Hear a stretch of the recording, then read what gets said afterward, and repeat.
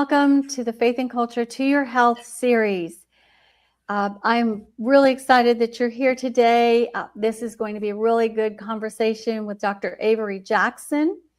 He's a board certified brain surgeon.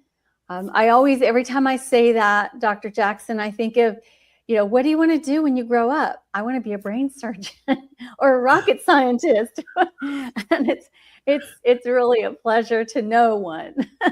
And so someday we'll get to meet in person. But you've been so kind to come on the show several times. I just feel very blessed. So how are you today? I'm well. Thanks for having me, Dr. Catherine. I appreciate it. It's always an honor. Thank you. We're going to talk about some different topics today, and it may happen that the Holy Spirit guides us into a different direction. From what I have listed here, some questions to ask you. The last time we met, there was some technical difficulties, so hopefully we'll get through this without a lot of static or technical problems, because your information is very important to a lot of people, especially if you're having problems and you need answers. I did want to start out with, last time, I don't remember when we got together, I wanted to ask about our brains, and if you can tell as a doctor, if there's something going on with a person, if they are filled with, I guess, different delusions, if they're delusional. We hear a lot about TDS, which is a very real symptom. I heard that it started out with one of the George Bushes, where the media kind of just throws constant negative propaganda until people are they're brainwashed, actually. So I don't know, does our brain actually change shape if something happens like this? Because people seem to have very violent personalities these days, and I don't know what to think of that. Sure. So in general, our brains don't change grossly in terms of shape. We do know, though, that blood flow can change. And when blood flow changes, when there's increased blood pressure and other inflammatory changes, that the brain can become stiffer, if you will. So I see that sometimes in surgery for sure. Also in surgery, I see if there's an underlying bleed or hemorrhage, that the brain itself can become harder. So the brain actually varies with pulse and respiration. And so the brain is constantly beating, just like your heartbeat or when you're breathing. So that I can see for sure. And in terms of a lot of the cognitive issues that people are facing now, those are usually more observed based on interaction with the individual, more so than the actually looking at the brain substrate itself. Okay. All right. I wondered about that because, in fact, there was just an article in the Epoch Times, I think it was last week's, that they talked about how being angry and I guess all the time and complaining all the time does affect our brains, but that's probably the blood flow, the cortisol levels, which actually end up hurting our heart, right? Well, you're absolutely right. When there is anxiety, when there's depression, your blood pressure will rise, your sympathetic system is activated, and you release cortisol, and the fight, flight, or freeze responses occur. And those can be detrimental if those aren't turned off. And so, for a slight variation in blood pressure, because we have a difficult encounter and blood pressure goes up slowly and then comes back down, not a big deal. But if this is a day in, day out issue, then what happens is your physiology changes drastically. So the first thing that happens is there's more cortisol release, and that will affect all of your organs. number one, and the organs eventually get burned out. And then you develop more inflammation as well. And inflammation are literally biomarkers, or I should say, they're actually cytokines. So they're these molecules and signaling molecules in our bodies that will create certain responses to our environment, both external and internal environment. And there was a study done looking at people who are caregivers of Alzheimer's patients over a 6-month time period. And they drew the blood of these people during their caregiving over the 6-month time period and compared it to people that were sex and age matched, the same age group and female and male.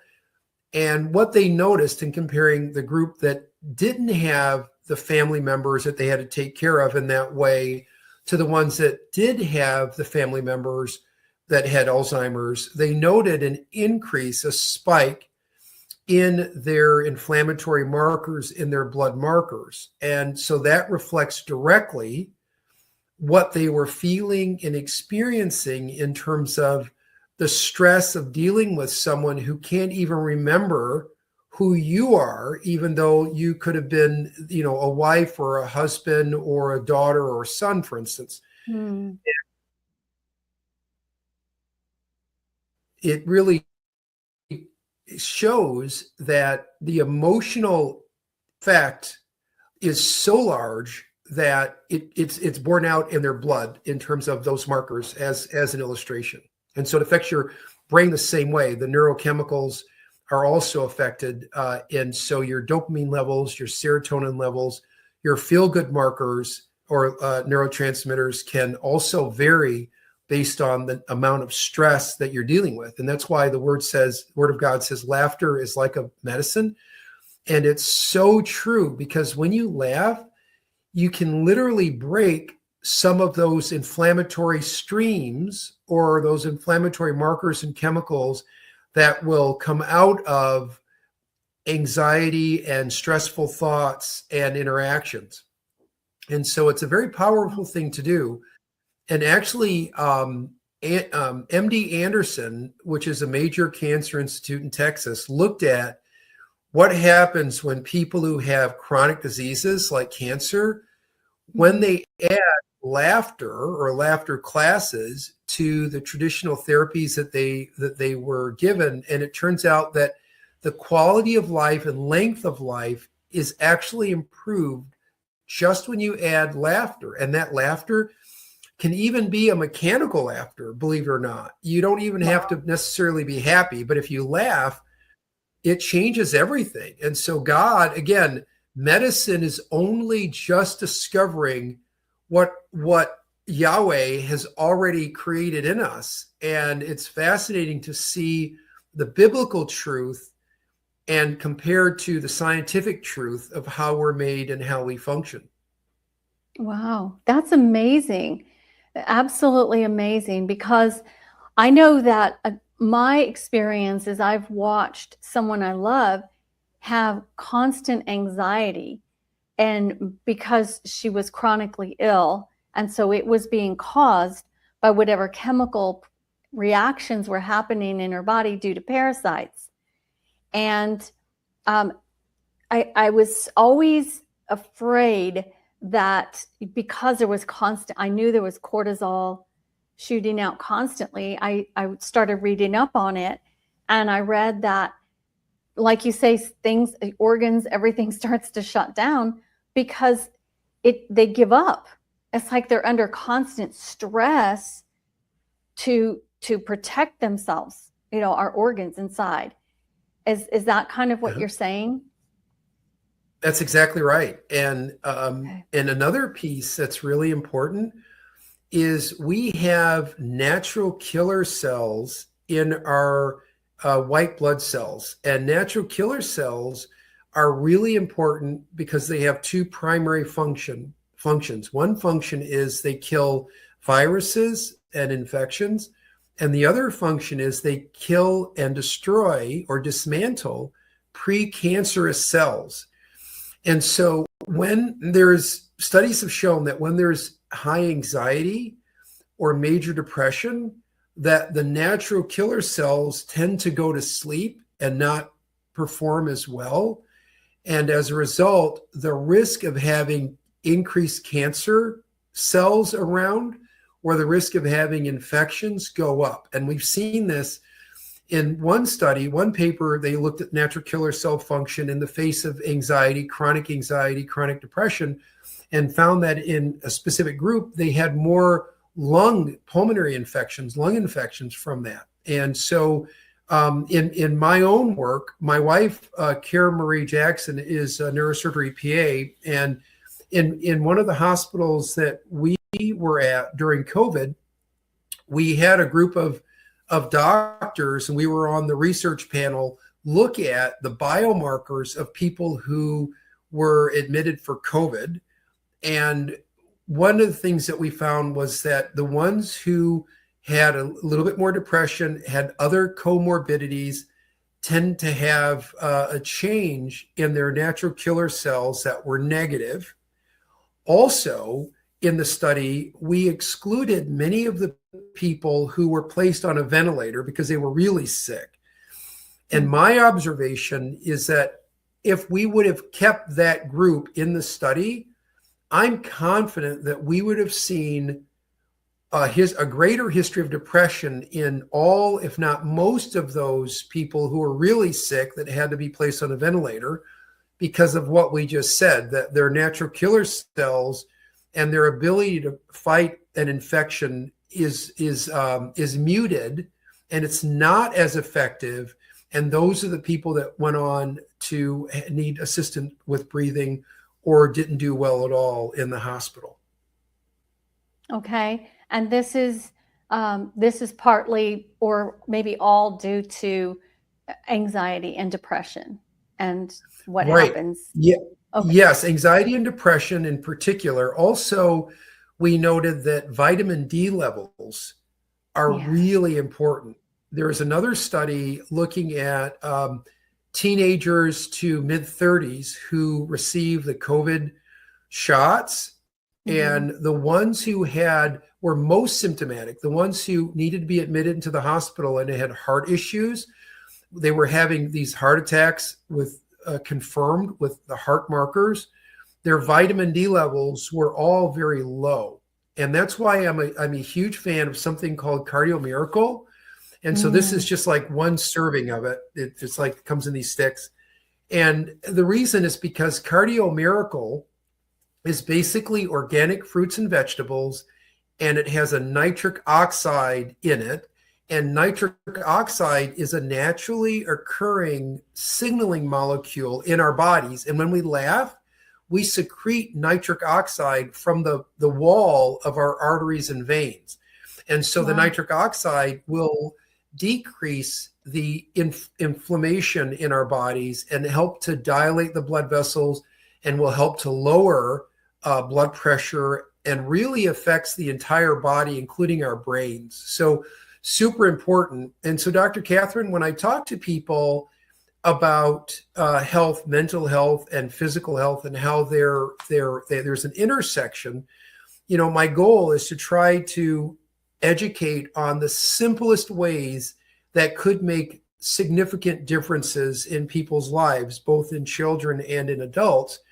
And what I've learned, Dr. Catherine, is over these last 5 years or so, 6 years, that I didn't have nearly enough training on a holistic care, on health at all, and diet. I had 1 year of education in medical school, and most of my colleagues would say the same.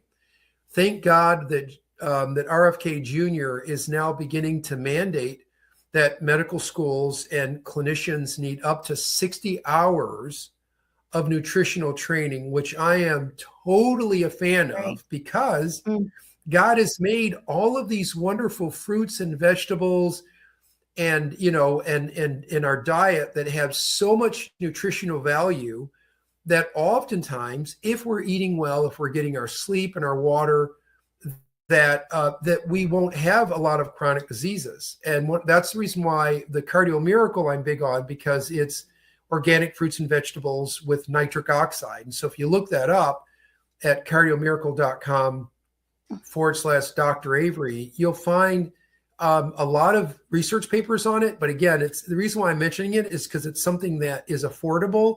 And I think it can help a whole lot of people with issues that are heart related, brain related. Because what we're learning, Dr. Catherine, is that most of us aren't getting all of the fuel that our body needs to deal with and decrease the inflammatory markers from the stress of life. And if you look at, there's a study looking at the rate and amount of belly laughs in children versus adults. And in this study, they found that adults over 30 would have less than 30 belly laughs a week or so, or 10, I should say, belly laughs a week. I believe it. But the average child would have hundreds, 300 or so. And there's a huge difference in oftentimes in their health. Yeah. I do take Cardio Miracle, and I have for over a year, and I do see a difference. It takes a while though, because, you know, like anything else natural, it's not immediate. For some people it is. They say they have more energy, and I'm already an avid workout person. So I guess it took a little bit longer for me to see a difference, and I'm not as hungry during the day either. And it's natural. Yeah.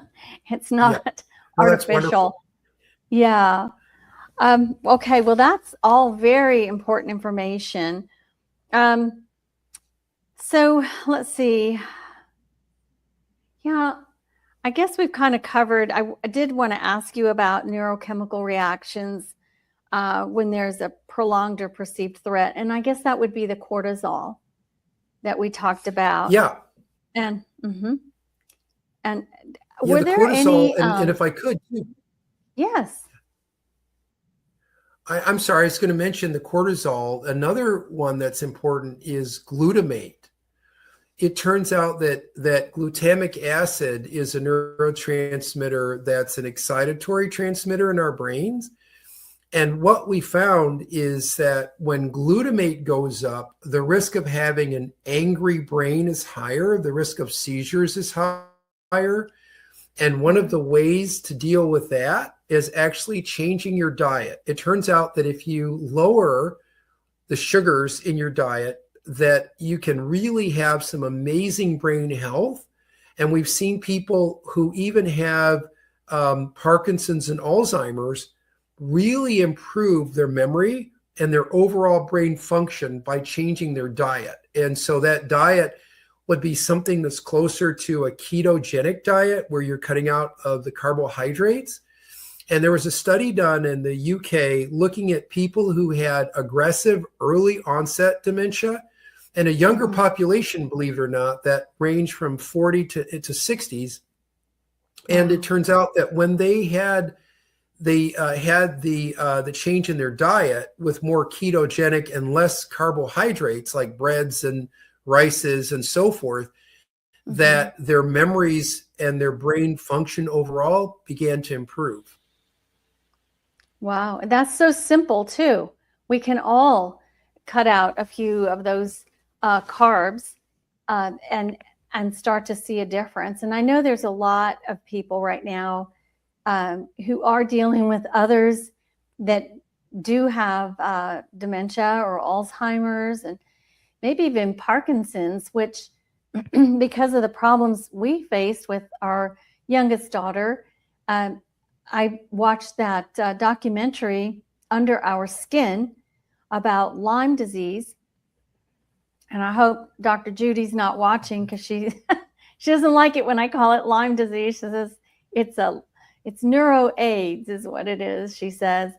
But I watched that, and there was a scientist who did a study on some brains, 10 brains. I think he studied from the Harvard Brain Bank, and he found that 90% of those brains actually showed the effects of Lyme disease. 90%. So I think people are struggling with a lot of diseases that that are causing all sorts of problems that are related to parasites, which also they trigger anxiety. Candida can do the same thing, and that's, the Candida loves carbohydrates and things that break down into sugar. So there's all sorts of things we can put a stop to, or kind of like calm down, and it's very easy. We don't need to take dangerous prescriptions to solve these things. I also wanted to ask you, if you, as a neurosurgeon and someone who studies the also brain function, did you see a difference or more sorts of neurological problems with people who did take the COVID injections? Did you see anything different in people? Yeah. Well, so Dr. Catherine, we did. So what we noticed over the last several years is that there was a lot of brain fog in people, where they had dizzy spells, they couldn't concentrate or focus. One of the big problems that we noted was that there was more inflammation when we looked at their titers, their numbers, but also there were more vascular complications. So the risk of stroke and hemorrhage in the brain and other areas increased. And that's a really big problem. And so we think it's because the mRNA mechanism was turned on to produce proteins, that our cells were hijacked. And you might remember, I remember when the vaccine first came out, or the COVID-19 injection came out, they were very clear to say that there is no ability for this mRNA vaccine to create DNA in a cell. But it turns out that, in fact, it had what's called reverse transcriptase along with the mRNA, which the two in combination is what's needed, that goes into your cell and can hijack your protein, your in your cell, your protein making factories, and then you can create protein. And in fact, they created a whole host of unusual proteins from these shots. And so that's the reason why we saw an uptick in stroke. We saw an uptick in heart attack, and especially in athletes, because of the fact that the inflammation went out of control. And in the adrenal glands, there were issues, and also in the heart tissue. So now when the heart was exposed to any stress or additional stress, that we saw thousands of world-class athletes literally dying on the playing fields. Yeah. And that's something that we had never seen before, to have healthy 20-year-olds dying of heart attack in such numbers on an annual basis. Yeah, that was painful to watch. If you were watching a game in Europe, and then they would just stiffen up and fall face forward, not even putting their arms out. Like normally that's your natural reflex. And they were just completely like collapsing everywhere. That was horrible. That was horrifying. Okay. Yeah, and also with the high schoolers. With the high schoolers too, we saw people playing basketball, running, and these high schoolers just kind of fall over. That's extremely shocking, because it's so rare. And yet we were experiencing that. So I think that's something that we as a global community can never forget, that this wasn't just some anomaly. And now that we have thousands of papers that confirm what we all experience globally was in fact very real and had very specific sources, Some was the COVID infection. And then also when you look at the actual COVID shot, we saw significant negative benefit. So we saw the negative side and very little positive benefit at all. Yeah. Unfortunately, they're still giving them. And some people, especially in parts of our country where English isn't very prevalent, like in Southwest Texas, for instance, and probably along the Texas border, they're still being talked into getting their sons and daughters who are still in high school these horrible things, and they are struggling. Suddenly they have heart problems, whereas they never did before. And they can't compete anymore in athletics because they just can't. They're physically not capable. It's terrible. I think, obviously it's crimes against humanity. I don't know if that'll ever play out, but anyhow, I also wanted to ask, I recently learned about somebody who has something called hydrocephalus. And you said that you are familiar with that, and especially in newborns and how that develops. But you had a little bit of hope for people. Could you tell us exactly what that is and what kind of treatments, and if people should be seeking out doctors with a certain kind of knowledge and maybe see things a little bit differently than the average, mainstream neurologist? No, for sure. Sure. So I'll tell you, in general, hydrocephalus, it's a fairly common congenital problem or anomaly in newborns. And it's because usually there is a hemorrhage or bleeding before or during delivery. And when that happens, the chemical makeup from the bleeding gets into the spinal fluid, and it can prevent or slow down the absorption of spinal fluid. We produce spinal fluid from the middle of our brains, and then that fluid circulates into our spinal canal, and then from there circulates back into the venous system of our brains. And so when the sink, if you will, of the tub gets clogged, just like when someone has lots of hair gets clogged, then we develop water on the brain or hydrocephalus. And so the good news is that there are pretty simple therapies now that can treat the hydrocephalus, but most of those are still surgical. There is a ventricular drain that can be placed, and one of those can be placed minimally invasive, and it just connects two parts of the brain so the fluid can flow naturally.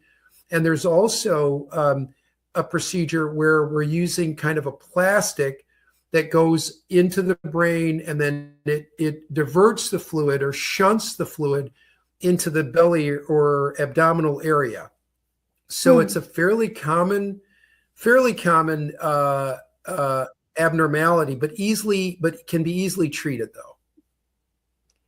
So will these shunts be in forever? Is this something that the person has to learn to live with? Right. And the answer is the shunt that's minimally invasive, it's there forever, and people, they don't notice that it's there.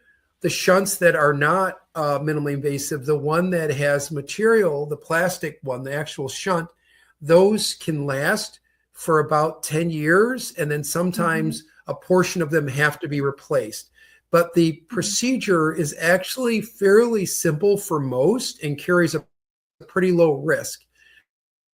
So the good news is that getting to the hydrocephalus early can make a big difference, and getting the pressure off can make it a big difference. And, and then at least in our current practices, people can do very well if the reason for the hydrocephalus is more of an absorption reason, as I mentioned, versus a reason in which the entire brain may have an issue, which is smaller. Okay. All right. Yeah, that sounds very complicated, but how wonderful that we have technology to help with something that way, that something like that, that's very, it's not like common, you know. um, Yeah. there's help there. And I wanted to ask you, because I wanted to start talking about your new healthcare organization. But before I do you still practice neurosurgery? Right. So right now, I don't practice surgery or neurosurgery because we need to build new hospitals and outpatient centers that are more in the private, that are more holistic. I think there is a place for surgeries and for care. I think there's a place for that. But I believe that there is an imbalance in not putting the patient first and in how we're seeing a lot of pathologies that could be fixed or addressed in ways that might be more natural. And so with that being said, right now I'm not at a hospital per se, so no surgeries, but we are helping people and education and helping them in more regenerative ways for sure. Okay. All right. Well, maybe someday you'll go back to that. I don't know. Otherwise, you are helping in this way, and it's wonderful to hear. I'd like to learn more about it. It's disconcerting to hear stories about nurses and healthcare providers in hospitals threatening on social media not to take care of conservatives, which is ridiculous, but it's really happening. I just think, okay, does this include Christians? I mean, because most of us are conservative. Now, of course, there's the progressive, those who call themselves Christians. But so you go in there, you fill out a form, and they do ask you if you have a religion or a faith. And as a Christian, I am not going to shy away from that, because Matthew 10, God said, if you deny me before man, I will deny you before the Father. And so it's a serious issue. And so I'm really glad for what you're doing. Would you like to fill us in on that? Sure. Thank you, Dr. Catherine. It's called the Body Healthcare, and you can visit us at bodyhealthcare.com. And in essence, it's a national private membership that leads to providers and educating clinicians and members and businesses and working together. And when you become a member and you sign up, it's a subscription model, but it translates the person from being a public citizen to a private citizen. And so now, as a private citizen, it's private citizen to private citizen care and education. And we're able to really do that under the authority of our amendment rights. We are also a church entity. So we're literally an ecclesiastic entity. And so we provide spiritual support and education, as well as clinical support as needed. And we're starting small, but we are rapidly growing. We're all around the country. We exist in every state. And I believe that this will be one of the efforts that the Lord will use to connect us and to help each other in our spiritual, emotional, and physical wellness and health. Okay, so let's see how this works. We go to the Body Healthcare system, or bodyhealthcare.com.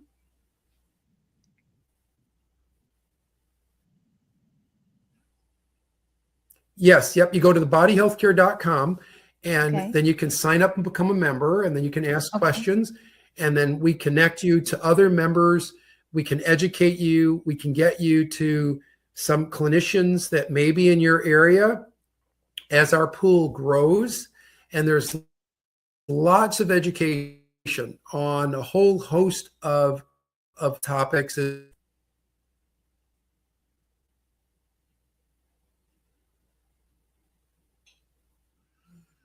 So yeah, so it's a wonderful opportunity where we're able to help people, and we realize that before we were only helping their physical body and symptoms, and now we realize that there is the spiritual support, the emotional support, the nutritional support, along with helping the physical body, and they all go hand in hand.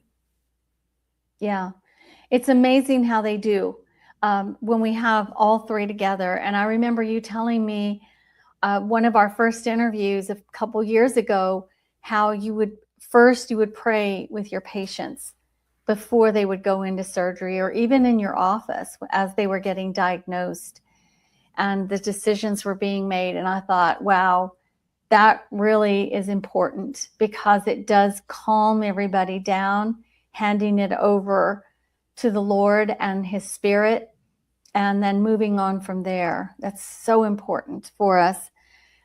Okay, so when people sign up for this system, do you have doctors, or is this telehealth? How does it exactly work?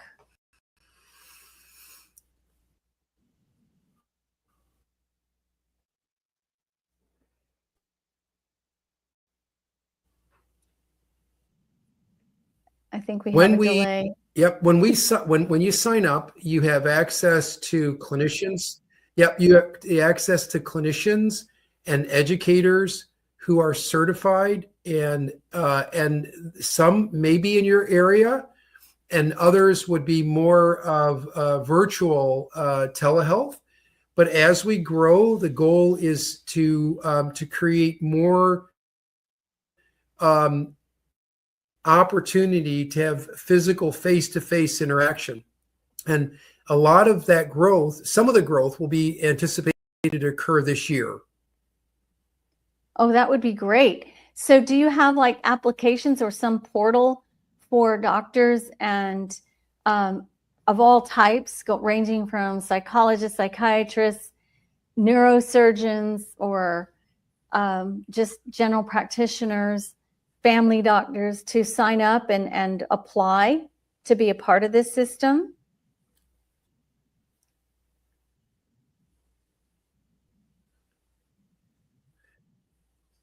Yes, we do. So as a clinician, you can join the membership as a clinical member, and then there is a certification process. We make sure that you are who you are in terms of your training and so forth. And then once that occurs, then then you will receive a membership card and then a certification. And then we go from there. And if you're a general member, when you sign up to receive education or services, you'll receive a member card. And now it's member to member services. And that's what makes this really unique. You have to be a member to provide education or service, and you have to be a member to receive education or service, kind of like when you join Costco. You have to have a Costco card to purchase items at Costco. It's similar to that. Okay, that's wonderful. I've heard also that you are on the Victory channel. Is this a regular show that you have? Yes. So, well, there are two things. One is that my wife and I are programmers on the Victory channel, and we are on Fridays at 4:30 p.m. Eastern time and 11:30 p.m. Eastern time on Saturdays. And it's the God Prescription show, and the God Prescription is about spiritual, emotional, and physical health and wellness. And so we have a website, thegodprescription.com, and we're going to be doing masterminds around the country, because many of our partners and friends asked us to come and travel so that we can meet people in person. So we'll actually be headed to Lenoir City, Tennessee in May for a mastermind. And then we'll be in in Oklahoma in June, and then we'll be in Branson, Missouri in July, and then Ohio in August, and then September we'll be back in New Jersey. So people can go to they can go to the godprescription.com and look at the calendar and sign up for a mastermind where we're going to be talking about spiritual, physical, and emotional health and wellness. And it's going to be a great time. How wonderful. I'm so glad to see this happening, especially about after all the horror stories that we've heard about happening to people just going into a regular doctor and being coerced or made to feel I had a friend who was made to feel less than a person and made fun of for not wanting an experimental injection, to how I watched in a hospital how they almost punctured my daughter's lung. There was nothing wrong with her lungs. So, and then even myself with my experiences, it's just been one thing after another.